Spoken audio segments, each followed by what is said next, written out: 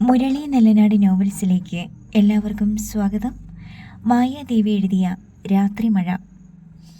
ഈ ചെവള രാഘവൻ പുകയിലക്കറ പിടിച്ച പല്ലുകൾ കാട്ടിച്ചിരിച്ചു. മദ്യത്തിൻ്റെ ഗന്ധം കാർത്തികേയനിയുടെ മുഖത്തടിച്ചു. അയാളുടെ ഇരുവശത്തും അംഗരക്ഷകരെ പോലെ നിന്ന തമിഴത്തികളെ പകപ്പോടെ കാർത്തികേയനി നോക്കി.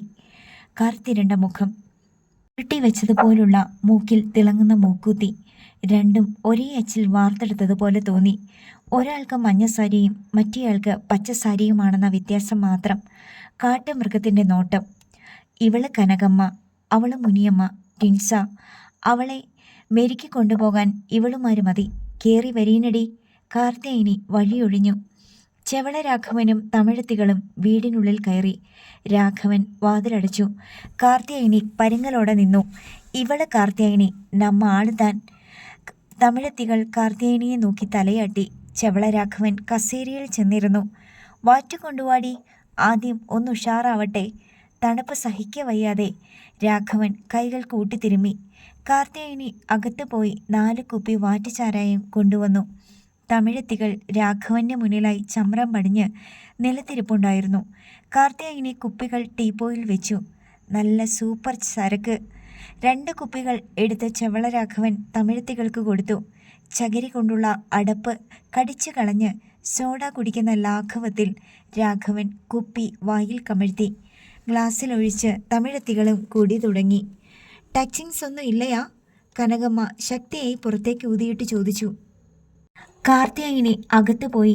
ആംബ്രോസിന്റെ വിളി വരുന്നതുവരെ ചെവള രാഘവനെ പിടിച്ചിരുത്തിയേ തീരൂ. ഒരു പ്ലേറ്റിൽ കാട്ടുനെല്ലിക്ക അച്ചാറും 2 കുപ്പി വാറ്റും എടുത്ത് കാർത്തികേയനി തിരിച്ചു വന്നു. തമിഴത്തികൾക്ക് ചാരായം തലയ്ക്ക് പിടിച്ചു കഴിഞ്ഞിരുന്നു. 2 പേരും വൃത്തത്തിൽ തലയാട്ടാൻ തുടങ്ങി. പെണ്ണുറങ്ങിയോ? നെല്ലിക്ക എടുത്ത് ചവച്ചുകൊണ്ട് കാർത്തികേയനിയോട് രാഘവൻ ചോദിച്ചു. ഉറങ്ങിക്കാണും. നിങ്ങൾ കഴിക്ക്, 2 കുപ്പി കൂടി എടുക്കാം. കാർത്തികേയനി അടുക്കള ഭാഗത്തേക്ക് നടന്നു. മടിയിലിരുന്ന സെല്ലെടുത്ത് ആക്രി ബിനുവിനെ വിളിച്ചു. ആംബ്രോസിന്റെ സ്വരമാണ് കേട്ടത്. ചേച്ചി, ആംബ്രോസാ. എടാ, പെണ്ണിനെ കിട്ടിയോ? ആ കാലൻ 2 തമിഴത്തികളെയും കൊണ്ട് വന്നിരിക്കുക. ഒച്ചയടക്കി കാർത്തികേയനി പറഞ്ഞു. ആകെ പ്രശ്നാ ചേച്ചി. അവള് ഹോസ്പിറ്റലിലുണ്ട്. പക്ഷേ ആ ഭാഗത്തോട്ട് കയറാൻ പറ്റില്ല. കാർത്തികേയനിക്ക് വിറഞ്ഞു കയറി. നീ എന്താടാ പറയുന്നേ? കയറി പിടിച്ചിറക്കി കൊണ്ടുവാടാ. ബാക്കിയൊക്കെ ഞാൻ നോക്കിക്കോളാം. ഷിബു ഹോസ്പിറ്റലിൽ ചെന്ന് അന്വേഷിച്ചതാ വിനയായത്. ഉടൻ പോലീസുകാരെത്തി. സംഗതി നിസ്സാരമല്ല. ബലത്തെ ഏതോ കയ്യിലാ അവളുള്ളത്. കാർത്തികേയനിയുടെ കണ്ണിൽ ഇരുട്ട് കയറി. പോലീസ് വേറെന്തിനോ വന്നതാവും. അല്ല, ഷിബുവിനെ പോലീസ് പൊക്കി. കൂടെ ഉണ്ടായിരുന്ന ചെമ്പൻ സുരേഷ് ഓടി രക്ഷപ്പെട്ടു. അവളെ തൊടാൻ പോയിട്ട് കാണാൻ പോലും പറ്റിയില്ല. കാർത്തികേയനി സ്തംഭിച്ചു നിന്നു. ചേച്ചി, അയാളെ അവിടെ പിടിച്ചിരുത്ത്. ഞങ്ങൾ അങ്ങോട്ട് പുറപ്പെട്ടു കഴിഞ്ഞു. ഭാ. തെറിയോടെ കാർത്തികേയനി ഒരാട്ട് കൊടുത്തു. കാർത്തികേയനിയുടെ ശവം കുഴിച്ചിടാൻ നീയൊക്കെ വന്നാ മതി. കാർത്തികേയനി കോൾ കട്ട് ചെയ്തു. എടീ, ചെവള രാഘവന്റെ വിളി കേട്ടു. കാർത്തികേയനി വേഗം അങ്ങോട്ട് ചെന്നു. തമിഴത്തികൾ എഴുന്നേറ്റ് നിൽക്കുകയാണ്. കസേരയിലിരുന്ന രാഘവന്റെ അടുത്തേക്ക് കാർത്തികേയനി നീങ്ങി. നീ അവർക്ക് മുറി കാണിച്ചു കൊടുക്ക്.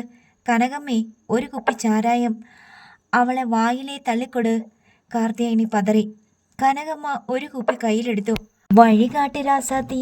കാർത്തികേയനി അപേക്ഷയോടെ രാഘവന്റെ അടുത്ത് ചെന്നു. ചേട്ടാ, ഒരബദ്ധം പറ്റിപ്പോയി. രാഘവന്റെ ഭാവം മാറി. ഇന്നലെ രാത്രി 4 പേരാ അവൾക്ക് കാവൽ കിടന്നത്. ഞങ്ങളുടെ കണ്ണു വെട്ടിച്ച് അവൾ കടന്നു കളഞ്ഞു. പിള്ളേര് അന്വേഷിച്ച് നടക്കുക. ചേട്ടനിപ്പോൾ പോ. ചെവള രാഘവനെ ചതിക്കാൻ വളർന്നോടി നീ. അയാൾ വലത് കാലുയർത്തി കാർത്തികേയനിയുടെ അടിവയറ്റിൽ തൊഴിച്ചു. തുണിക്കിട്ട പോലെ മുന്നിൽ കിടന്ന കസേരയും മറിച്ചുകൊണ്ട് കാർത്തികേയനി ചുവരിൽ ചെന്നിടിച്ചു വീണു. കൊല്ലും നിന്നെ ഞാൻ. രാഘവൻ പാഞ്ഞു ചെന്ന് കാർത്തികേയനിയുടെ തലമുടിയിൽ കുത്തിപ്പിടിച്ചുയർത്തി. അയാളുടെ ഒരു കൈയിൽ കാർത്തികേയനി നിന്നാടി. ഇടത് കൈ വീശി അയാൾ അവളുടെ കവിളിൽ അടിച്ചു. പന്ന ഡാഷ് മോളെ, നീ എന്നെ മണ്ടനാക്കുന്നോടി. ഇത്രയും കാലം നീ എന്നെ കൊതിപ്പിച്ച് നിർത്തി കാശ് പിടുങ്ങുമായിരുന്നോടി. ഞാൻ രാഘവൻ ചേട്ടനെ ചതിച്ചിട്ടില്ല. അവൾ കടന്നു കളഞ്ഞതാ. എന്നെ വിശ്വസിക്കേ. നിന്നെ ഞാൻ വിശ്വസിക്കണോടി. നീ അവളെ SP മറിച്ചു വിറ്റില്ലേടി. എന്താണ് നീ കരുതിയത്? രാഘവൻ മണ്ടനാണെന്നോ? ചെവള രാഘവൻ കാർത്തികേയനിയെ തമിഴത്തികളുടെ കൈകളിലേക്ക് കൊടുത്തു. എന്നെ ഒന്നും ചെയ്യല്ലേ. അവളെ ഞാൻ ചേട്ടൻ്റെ മുന്നിൽ എത്തിച്ചു തരാം. അല്പസമയം താ. കാർത്തികേയനി കരഞ്ഞു.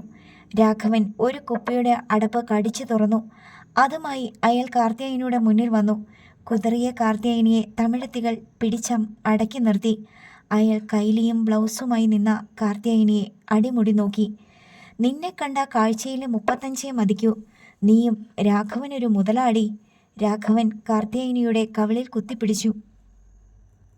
തുറന്നുപോയ കാർത്തിയായനിയുടെ വായിലേക്ക് ചെവളരാഘവൻ കുപ്പി കുത്തിക്കയറ്റി. കത്തി എരിയിച്ച് വാറ്റുചാരായം കാർത്തിയായനിയുടെ അന്നനാളത്തിലൂടെ ഒഴുകി. കുപ്പി കാലിയായിട്ടേ രാഘവൻ പിന്മാറിയുള്ളൂ. കാർത്തിയായനിയുടെ കണ്ണുകളിൽ നിന്ന് തീജ്വാല പുറത്തേക്ക് വമിച്ചു. തമിഴത്തികൾ പിടിവിട്ടു. ഉടലിൽ തീ പിടിച്ചതുപോലെ കാർത്തിയായനി നിന്നാടി. SP, നിനക്കെത്ര തന്നടി? ഞാൻ ചതിച്ചിട്ടില്ല. കാർത്തിയായനി കുഴഞ്ഞ് നിലത്ത് വീണു. അവിടെ കിടന്ന് കൈകൾ നിലത്തടിച്ച് കാർത്തിയായനി എന്തൊക്കെയോ പിറുപിറുത്തു. രാഘവൻ മുറികളിൽ കയറി പരതാൻ തുടങ്ങി. കാർത്തിയായനിയുടെ മുറിയിൽ കയറിയ അയാൾ കട്ടിലിൻ്റെ അടിയിൽ നിന്ന് പെട്ടി വലിച്ചെടുത്തു. അയാൾ നിമിഷ നേരം കൊണ്ട് പൂട്ട് കുത്തി തുറന്നു. പെട്ടിയിലെ തുണികൾ ഒന്നൊന്നായി അയാൾ വാരി വലിച്ചെറിഞ്ഞു. അടിയിൽ നിന്ന് ഒരു പ്ലാസ്റ്റിക് കവർ കയ്യിൽ കിട്ടി. അതിനുള്ളിൽ നിന്ന് ഒരു പേപ്പർ പൊതി രാഘവൻ്റെ കയ്യിൽ തടഞ്ഞു. പൊതിയഴിച്ചപ്പോൾ രാഘവൻ്റെ കണ്ണുകൾ തിളങ്ങി. പൊട്ടിക്കാത്ത 1000-ൻ്റെ 3 കെട്ട് നോട്ടുകൾ, കെട്ടാക്കി വെക്കാത്ത വേറെയും 1000-ൻ്റെയും 500-ൻ്റെയും നോട്ടുകൾ. പണം കവറിലിട്ട് മടക്കി രാഘവൻ പാൻസിൻ്റെ പോക്കറ്റിൽ തിരികെ കയറ്റി. അവൾ പണം വാങ്ങി പെണ്ണിനെ കൈമാറിയത് തന്നെ 3 ലക്ഷത്തിനെന്ന് ഉറപ്പായി കഴിഞ്ഞു. ചെവളരാഘവൻ പുറത്തു വന്നു. കാർത്തിയായനി ബോധമില്ലാതെ കിടക്കുകയാണ്. അവളെ പൊക്കിയെടുത്തു. കേൾക്കാത്ത താമസം തമിഴത്തികൾ കാർത്തിയായനിയെ പിടിച്ചെഴുന്നേൽപ്പിച്ചു. രാഘവന്റെ സഹായത്തോടെ അവളെ പുറത്തേക്ക് കൊണ്ടുപോയി. റോഡിൽ കിടന്ന സ്കോർപിയോയിൽ കാർത്തിയായനിയെ കയറ്റി ഇരുഭാഗത്തുമായി തമിഴത്തികൾ ഇരുന്നു. സീറ്റിലേക്ക് ചാഞ്ഞ് കാർത്തിയായനി കിടന്നു. രാഘവൻ മുന്നിൽ കയറി ഡോറടിച്ചു. തമ്പി, വണ്ടി വിട്. ഡ്രൈവർക്ക് രാഘവൻ നിർദ്ദേശം കൊടുത്തു. സ്കോർപിയോയുടെ ഹെഡ്ലൈറ്റുകൾ കണ്ണു തുറന്നു. മഞ്ഞുറച്ച ഗ്ലാസിൽ വൈപ്പർ ദ്രുതം ചലിച്ചു. കടുത്ത മൂടൽ മഞ്ഞിലൂടെ വണ്ടി മുന്നോട്ട് നീങ്ങി. അണ്ണ, അവള് ചതി പണിയാ? സാരമില്ലടി, രാഘവൻ ഇതും പോതു. അമർഷത്തോടെ അയാൾ മുരണ്ടു. ഡോക്ടർ ഹിമ വാസുദേവ് വരുന്നത് കണ്ടപ്പോൾ അർച്ചന എഴുന്നേറ്റിരുന്നു. പുഞ്ചിരിയോടെ ഹിമ അവളുടെ നെറ്റിയിൽ കൈവച്ചു. രാത്രി നന്നായി പനിച്ചു അല്ലേ? അർച്ചന വേദനയോടെ തലയാട്ടി. ഇന്ന് പിന്നീട് പനിച്ചില്ല മാഡം. നോക്കട്ടെ, വീണ്ടും പനി വന്നില്ലെങ്കിൽ വൈകിട്ട് ഡിസ്ചാർജ് വാങ്ങാം. ഡിസ്ചാർജ് വാങ്ങിയാൽ എനിക്ക് പോകാനൊരിടമില്ല മാഡം. ഒന്ന് സഹായിക്കണം. ഏതെങ്കിലും ശരണാലയത്തിൽ എനിക്കൊരിടം കണ്ടെത്തി തരണം. ഹിമ ചിരിച്ചു. അങ്ങനെ ഏതെങ്കിലും ഒരു ശരണാലയത്തിലേക്ക് അർച്ചനയെ പറഞ്ഞുവിടാൻ പറ്റുമെന്ന് തോന്നുന്നില്ല. നിനക്ക് പോലീസ് സെക്യൂരിറ്റിയുള്ള കാര്യം അറിയോ? അർച്ചന അമ്പരന്നു. ഇന്നലെ രാത്രി നിന്നെ തേടി കുറേ പേർ ഇവിടെ വന്നിരുന്നു. നീ പറഞ്ഞ ആ കള്ള് കച്ചവടക്കാരിയുടെ ആളുകൾ തന്നെ. അതിലൊരാൾ പോലീസ് കസ്റ്റഡിയിലാ. അർച്ചനയ്ക്ക് വിശ്വസിക്കാനായില്ല. റിസപ്ഷനിൽ വന്ന് അർച്ചന എന്നൊരു പേഷ്യൻറ്റിനെ കുറിച്ച് അവർ അന്വേഷിച്ചിരുന്നു. അവരുടെ മട്ടും ഭാവവും കണ്ട് പന്തികേട് തോന്നിയ എന്നെ വിവരം അറിയിച്ചത്. അർച്ചനയുടെ കണ്ണുകളിൽ ഭീതി നിഴലിച്ചു. ഭയപ്പെടാനൊന്നുമില്ല, ഇനി ആരും വരില്ല.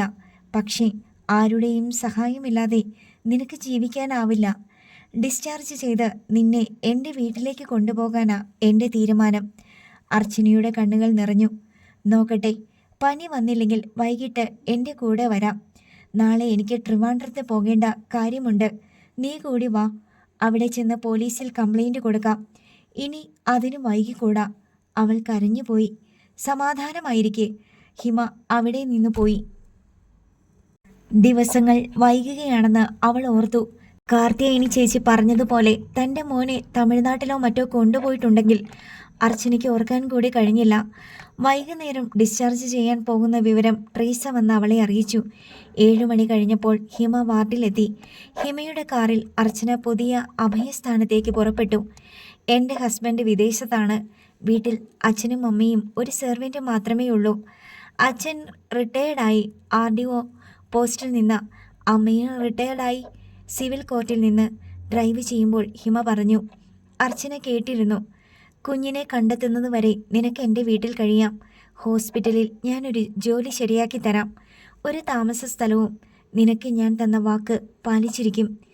ഇതിനൊക്കെ എങ്ങനെ നന്ദി പറയണമെന്ന് എനിക്കറിയില്ല മാഡം. നന്ദി പ്രകടനമൊന്നും വേണ്ട. നിന്റെ സർട്ടിഫിക്കറ്റുകളൊക്കെ ഞാൻ കണ്ടു. സ്വന്തം കാലിൽ നിൽക്കാനുള്ള യോഗ്യതകളൊക്കെ നിനക്കുണ്ട്. കുറച്ച് ധൈര്യം കാണിച്ചാൽ മാത്രം മതി. അർച്ചന കണ്ണുകൾ തുടച്ചു. കാർ വൈദ്യുത പ്രഭയിൽ കുളിച്ചു നിന്ന ഒരു ഇരുനില സൗധത്തിൻ്റെ ഗേറ്റിന് മുന്നിൽ ചെന്ന് നിന്നു. ഹിമ 2 തവണ ഹോൺ അടിച്ചപ്പോൾ ഒരു സ്ത്രീ ഓടി വന്ന് ഗേറ്റുകൾ മലർക്കെ തുറന്നിട്ടു. പോർച്ചിൽ ഹിമ കാർ നിർത്തി. ഇറങ്ങി വാ. ഹിമയ്ക്ക് പിന്നാലെ അർച്ചന വലിയ ഹാളിലേക്ക് കയറി ചെന്നു. ഉച്ചത്തിൽ ഓളിയും വെച്ച് ടി വിയുടെ മുന്നിലിരുന്ന് സീരിയൽ കാണുകയാണ് 65-നടുത്ത് പ്രായമുള്ള ഒരു മനുഷ്യൻ. ഓളിയം ഒന്ന് കുറയ്ക്കച്ച, ഹിമ വിളിച്ചു പറഞ്ഞു. ഹിമയെയും അർച്ചനയെയും കണ്ടപ്പോൾ ആ മനുഷ്യൻ ടി വിയുടെ ഓളിയം കുറിച്ചിട്ട് എഴുന്നേറ്റു. ഇതെൻ്റെ അച്ഛന, ഭാസ്കര കൈമൾ. അയാൾ അർച്ചനയെ നോക്കി ചിരിച്ചു. സ്റ്റെയർ കേസ് ഇറങ്ങി തലയെടുപ്പുള്ള ഒരു സ്ത്രീ താഴേക്ക് വരുന്നത് അർച്ചന കണ്ടു. അവരുടെ മട്ടും ഭാവവും കണ്ടപ്പോൾ അവൾക്ക് ഭയം തോന്നി. ഇതെൻ്റെ അമ്മ ഹേമാംബിക, ഹിമ പരിചയപ്പെടുത്തി. ആ സ്ത്രീ താഴെ എത്തി. അവരുടെ മുഖത്തൊരു ധാർഷ്ട്യമുണ്ടായിരുന്നു. അർച്ചനയെ അവർ തറപ്പിച്ചു നോക്കി. നീ എന്തിനുള്ള പുറപ്പാടാ ഹിമേ? ഊരും പേരുമില്ലാത്ത ഏതോ ഒരു പെണ്ണിനെയും കൊണ്ട് വന്നിരിക്കുന്നു. അർച്ചന ഞെട്ടിപ്പോയി. അമ്മേ, അർച്ചന ഇവിടെ താമസിക്കാനൊന്നും വന്നതല്ല. പിന്നെന്തിനാ നീ ഇവളെ ഇങ്ങോട്ട് കൊണ്ടുവന്നത്? ഞങ്ങൾക്ക് കാണിച്ചു തരാനോ? കണ്ടു, ഇനി എങ്ങോട്ടാന്ന് വെച്ചാൽ പറഞ്ഞുവിട്. ഹേമാംബികെ, നീയൊന്നടങ്ങ്. ഹിമ എല്ലാം പറഞ്ഞതല്ലേ. ദേ മനുഷ്യ, എന്നെ കൊണ്ട് പറയിപ്പിക്കരുത്. കൈമൾ സെറ്റിയിലിരുന്നു. കുറച്ച് ദിവസം അർച്ചന ഇവിടെ ഉണ്ടാവും. അവളെ കൊണ്ട് അമ്മയ്ക്കൊരു ശല്യവും ഉണ്ടാകാതിരുന്നാൽ പോരെ? കുഞ്ഞിനെ കണ്ടെത്തി കഴിഞ്ഞാൽ അവൾ ഇവിടുന്ന് പൊയ്ക്കൊള്ളും. ഇതെൻ്റെ തീരുമാനമാണ്. ഹിമയുടെ സ്വരം കർക്കശമായി. മോഷ്ടിച്ചു കൊണ്ടുപോയ കുഞ്ഞിനെ തിരിച്ചു കിട്ടാൻ പോവല്ലേ? കിട്ടിയത് തന്നെ അനുഭവിക്കുമ്പോഴേ നീ പഠിക്കൂ. എടി പെണ്ണേ, 2-3 ദിവസം, അത് കഴിയുമ്പോൾ പൊയ്ക്കൊള്ളണം. ആ സ്ത്രീ ചവിട്ടിക്കുലുക്കി വന്നതുപോലെ തിരിച്ചുപോയി. കൈമൾ എഴുന്നേറ്റു. കുട്ടി, അതൊന്നും കാര്യമാക്കണ്ട, അയാൾ അലിവോട് പറഞ്ഞു. തങ്കമണി, ഹിമ ഉറക്കെ വിളിച്ചു. ഗേറ്റ് തുറന്നു കൊടുത്ത സ്ത്രീ അവിടേക്ക് വന്നു. അർച്ചനയ്ക്ക് റൂം കാണിച്ചു കൊട്. ഹിമ അർച്ചനയുടെ നേരെ തിരിഞ്ഞു. നീ ഇതൊരു വിഷയമായി കാണണ്ട. നിന്റെ കുഞ്ഞിനെ കണ്ടെത്തണം. അതേ നിന്റെ മുന്നിലുള്ളൂ. നിനക്ക് ധരിക്കാനുള്ള ഡ്രസ്സൊക്കെ ഞാൻ കൊടുത്തു വിടാം. ചെല്ല്. രാവിലെ തയ്യാറായി നിന്നു. ഹിമ സ്റ്റെയർ കേസ് കയറി. തങ്കമണി അവൾക്ക് കിച്ചണ് അടുത്തുള്ള റൂം തുറന്നു കൊടുത്തു. ഇതാ മുറി. ആ മുറിയിൽ താമസിക്കാനുള്ള യോഗ്യത തനിക്കില്ലെന്ന് അർച്ചനയ്ക്ക് തോന്നി. ബെഡിൻ്റെ അരികുപറ്റി അവൾ ഇരുന്നു.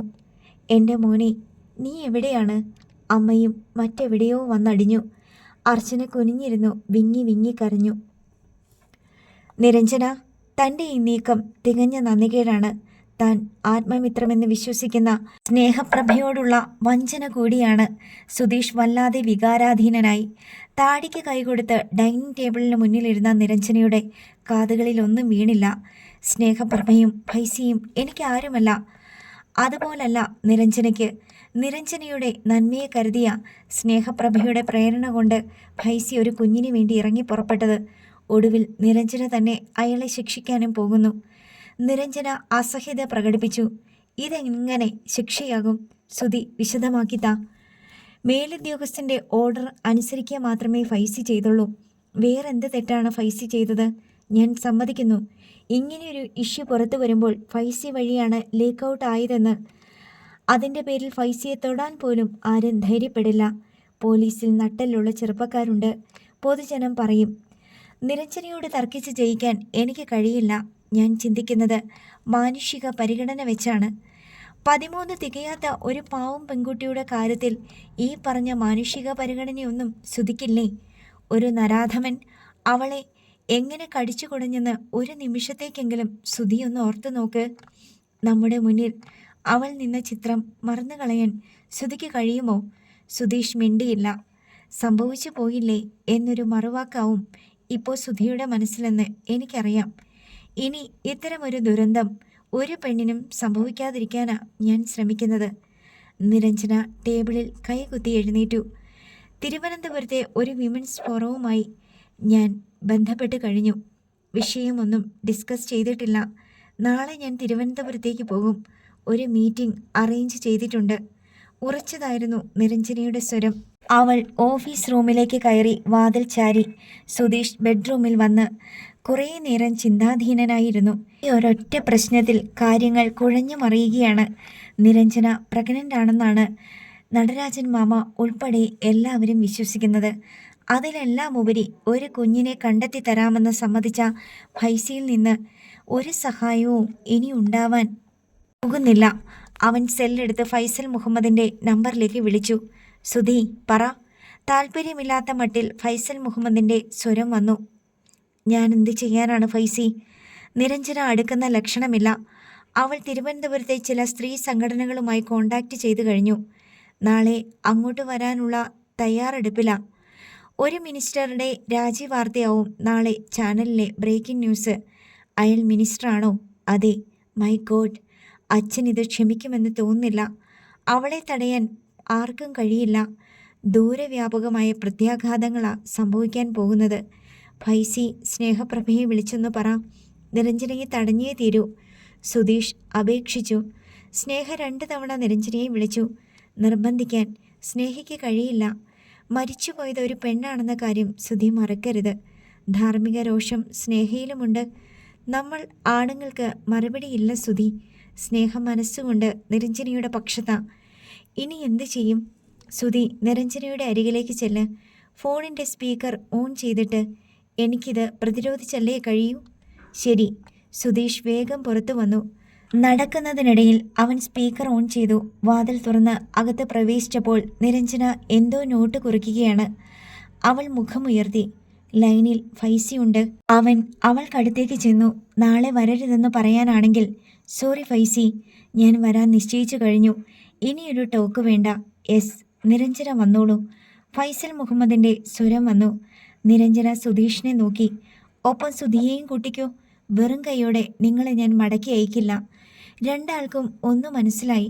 ഭീഷണിയാണോ ഫൈസി? ഫൈസൽ മുഹമ്മദിൻ്റെ ചിരി കേട്ടു. വെല്ലുവിളി ഏറ്റെടുത്ത ഭാവമായിരുന്നു നിരഞ്ജനയിൽ കണ്ടത്. എന്നെ അപകടത്തിൽപ്പെടുത്താൻ നിരഞ്ജനയ്ക്ക് തോന്നുമെങ്കിലും എനിക്കത് തോന്നില്ല. നിങ്ങൾ രണ്ടാളും പോന്നോളൂ. നിങ്ങൾക്ക് സമ്മാനിക്കാൻ എൻ്റെ കയ്യിലൊരു കുഞ്ഞുണ്ട്. നിരഞ്ജന അറിയാതെ എഴുന്നേറ്റു. വിസ്മയസ്തബ്ധനായി സുധീഷ് നിന്നു. പ്രസവിച്ച് കഷ്ടിച്ച് 3-4 ദിവസം മാത്രം പ്രായമുള്ള റോസാപുഷ്പം പോലെ സുന്ദരനും ആരോഗ്യവാനുമായ ഒരാൺകുഞ്ഞ്. ഒരു താരാട്ടിൻ്റെ ഈണം നിരഞ്ജനയുടെ കാതിൽ വീണു. ഫൈസി, നിരഞ്ജനയുടെ ഒച്ച ചിലമ്പി. എസ്, 2-3 ദിവസം മുമ്പ് എൻ്റെ കയ്യിൽ കിട്ടിയതാ കുഞ്ഞിനെ. ശരിക്കു പറഞ്ഞാൽ അലമേലു മരിച്ച രാത്രിയിൽ ഒരു റാക്കറ്റിൻ്റെ കയ്യിൽ നിന്നാണ് കുഞ്ഞിനെ മോചിപ്പിച്ചത്. ഡെലിവറി കഴിഞ്ഞയുടൻ അമ്മ കുഞ്ഞിനെ വിട്ടതാ. കോരിത്തെരിപ്പോടെ സുധീഷ് കേട്ടുനിന്നു. അവൻ്റെ കയ്യിലിരുന്ന സെൽ ചെറുതായി വിറയ്ക്കുന്നുണ്ടായിരുന്നു. മറുതലയ്ക്കിൽ നിന്ന് ഫൈസൽ മുഹമ്മദിൻ്റെ സ്വരം വീണ്ടും വന്നു. ആരെങ്കിലും അന്വേഷിച്ചു വരുമെന്ന് കരുതിയാ നിങ്ങളെ വിവരം അറിയിക്കാതിരുന്നത്. അങ്ങനെ വന്നാൽ അതൊരു പാപമല്ല. ഇതുവരെ ആരും വന്നിട്ടില്ല. കുഞ്ഞിനെപ്പറ്റി അറിഞ്ഞത് സത്യമാണെന്ന് മാത്രം കരുതാം. കുഞ്ഞിനെ നഷ്ടപ്പെട്ടാൽ ഇത്രയും സമയം ആരും കാത്തിരിക്കില്ലല്ലോ. അതേ ഫൈസി, സുധീഷാണ് ശബ്ദിച്ചത്. കുഞ്ഞെവിടെയുണ്ട്? നിരഞ്ജന ചോദിച്ചു. ഈ വിവരം ഞാനും ഡ്രൈവറും മാത്രമേ അറിഞ്ഞിട്ടുള്ളൂ. മൂന്നാമതൊരാൾക്ക് അറിയില്ല. ഡ്രൈവറുടെ വീട്ടിലാ കുഞ്ഞ്. കുഞ്ഞിനെ ഞാൻ നിങ്ങൾക്ക് തരാം. പകരം ഞാൻ പിടിച്ച പുലിവാലിൽ നിന്ന് എന്നെ രക്ഷപ്പെടുത്താമെന്ന് നിരഞ്ജന വാക്ക് തന്നാൽ മാത്രം മതി. സുധീഷിനെ നിരഞ്ജന നോക്കി. എനിക്കൊന്ന് സ്വസ്ഥമായിട്ട് ഉറങ്ങാനാ. മറുപടി ഇപ്പോൾ പറയണം. സുധീഷ് യാചനയോടെ നിരഞ്ജനയെ നോക്കി. ഞാനൊരു പോലീസുകാരൻ്റെ മനസ്സോടെയാ സംസാരിക്കുന്നത്. നിരഞ്ജനയ്ക്ക് താല്പര്യമില്ലെങ്കിൽ മടിക്കാതെ പറഞ്ഞു. ഇന്ന് രാത്രി കുഞ്ഞിനെ കയ്യിൽ കിട്ടിയതായി കാണിച്ച് ഞാൻ കേസ് രജിസ്റ്റർ ചെയ്യും. സദാചാരവാദികൾ പറയാറുള്ളതുപോലെ നിയമം അതിൻ്റെ വഴിക്ക് പോകട്ടെ. നോ, നിരഞ്ജന ശബ്ദിച്ചു. ഞാനും സുധിയും നാളെ തിരുവനന്തപുരത്തേക്ക് വരുന്നുണ്ട്. കുഞ്ഞിനെ എനിക്ക് വേണം ഫൈസി. സുധീഷ് മന്ദഹസിച്ചുകൊണ്ട് ഇടത് കൈയാലെ അവളെ ചേർത്ത് പിടിച്ചു. ഫൈസി, ഞങ്ങൾ 10 മണിക്ക് വരും. എൻ്റെ ഭാര്യ ഇനിയൊരു പ്രശ്നത്തിനും വരില്ല. ഞാനത് ഉറപ്പു തരുന്നു, സുധീഷ് പറഞ്ഞു. നിരഞ്ജന അവൻ്റെ നെഞ്ചിൽ നെറ്റിമുട്ടിച്ച് നിന്ന് കരഞ്ഞു. Okay Sudhi, good night. Good night. Faisal Muhammad call cut ചെയ്തു.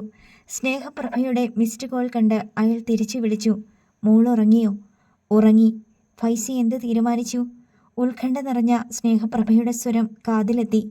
പരിഹാരം നീ എനിക്ക് വിട്ടേക്കുവല്ലേ? ഇനിയെങ്കിലും ഫൈസി ആ കുഞ്ഞിൻ്റെ കാര്യം അവളോട് പറ. ഇനി ആരും കുഞ്ഞിനെ അന്വേഷിച്ച് വരില്ല.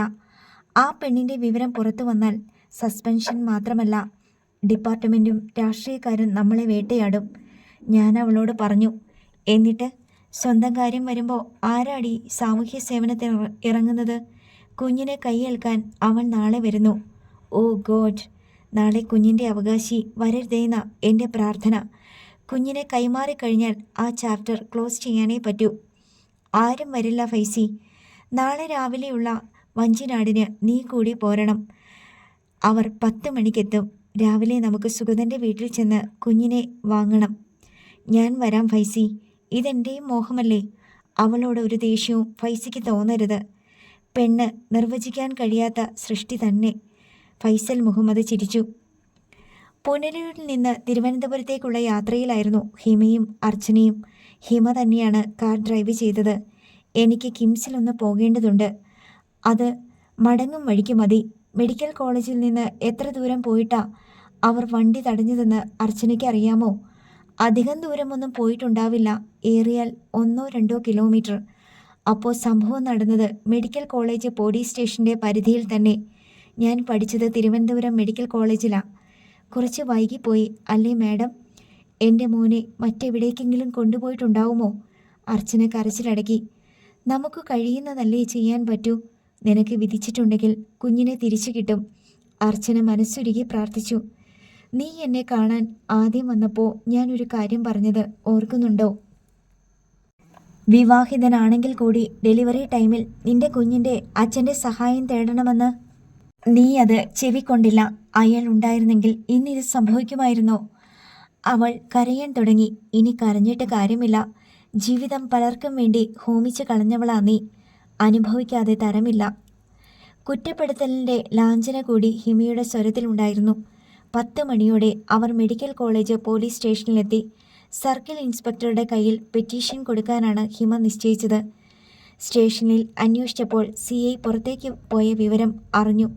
സന്ദർശകരുടെ മുറിയിലിരിക്കാൻ അവർക്ക് അനുവാദം കിട്ടി.